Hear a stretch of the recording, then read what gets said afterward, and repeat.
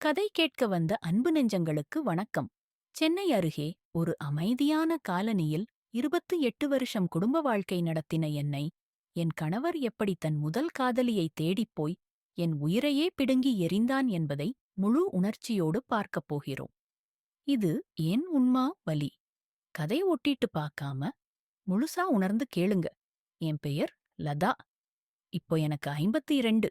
ஆனா இந்த வலி என்ன 28 வயசு பெண்ணா மாத்திட்டு இருக்கு. ராஜேஷோட கல்யாணம் ஆனப்போ நான் 24, அவர் 26. கல்லூரி லவ். அவர் என்ன லதா நீ இல்லாம என் லைஃப் இல்லைன்னு சொல்லி கண்ணீரோட கேட்டு கல்யாணம் பண்ணினாரு. நான் நம்பினேன். முதல் பொண்ணு பிறந்தப்போ அவர் என் கைய புடிச்சு நீதான் என் உலகம்னு சொன்னார். 2வது பொண்ணு பிறந்தப்போ இனி நம்ம குடும்பம் பூர்த்தியா ஆயிடுச்சுன்னு அழுதார். 3வது பையன் பிறந்தப்போ இது என் கனவுன்னு என்ன தூக்கி சுத்தினார். 28 வருஷம் நான் தான் அவருக்காக சமைச்சேன், பிள்ளைங்க படிப்பு பார்த்தேன், அவரோட அம்மா அப்பாவ பார்த்தேன், அவரோட ஜாப் ஸ்ட்ரெஸ்ஸ தாங்கினேன். என் கனவுகள விட்டுட்டேன். எனக்கு ஒரு சின்ன ஜாப் கூட வேணாம். நீ வீட்ல இரு நான் பாத்துக்கறேன்னு சொன்னாரு. நான் நம்புனேன். ஆனா ஒரு நாள் அவரோட ஃபோன்ல ஒரு மெசேஜ். ராஜி, இன்னும் உன் நினைவு என்ன விடல. நம்ம பழைய டெஸ்க். அனுப்புனவள் சித்ரா. அவர் கல்லூரி ஃபர்ஸ்ட் கேர்ள் ஃப்ரெண்ட். அவளும் கல்யாணம் ஆகி 2 குழந்தைங்க. ஆனா இன்னும் டிவோர்ஸ் இல்ல. அவர் 6 மாசமா அவளோட ரகசியமா பேசிட்டு சந்திச்சிட்டு இருந்தாரு. ஹோட்டல் ரூம்ஸ்கி ஸ்கார் டிரைவ்ஸ். நாங்க ஒருத்தருக்காகவே பிறந்தோம்னு சொல்லிட்டு, நான் அந்த மெசேஜ் பார்த்த உடனே உலகமே இருட்டி போச்சு. என் கண் முன்னாடி 28 வருஷம், 3 பிள்ளைங்க பிறப்பு. நான் அழுதது. எல்லாம் ஒரு ஜோக் மாதிரி ஆயிடுச்சு. நான் அவர கேட்டேன். அவர் முதல்ல மறுத்தார். அப்புறம் ஆமா, ஆனா நான் கண்ட்ரோல்ல இல்ல.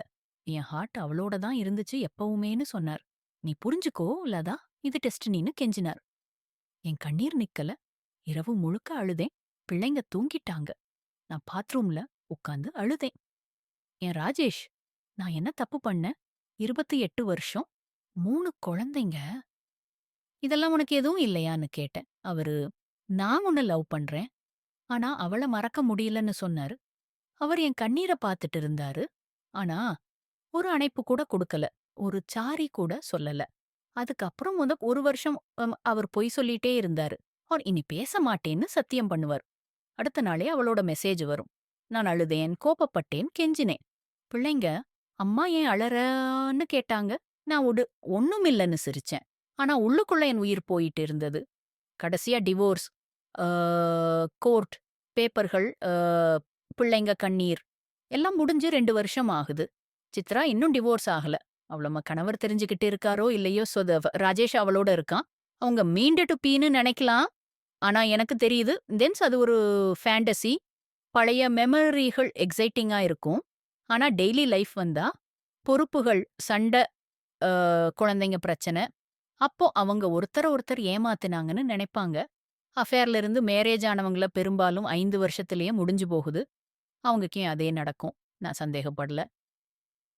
எனக்கு இப்போ தெரபிஸ்ட் உண்டு. ஃப்ரெண்ட் சர்க்கிள்ல பிள்ளைங்க, சிஸ்டர் நான் எல்லாரும் சப்போர்ட் பண்றாங்க. நான் யோகா போறேன், புத்தகம் படிக்கிறேன், புது ஹாபிகள் கத்துக்கிட்டேன். ஆனா சில இரவுகள்ல தனிமை அடிக்கும்.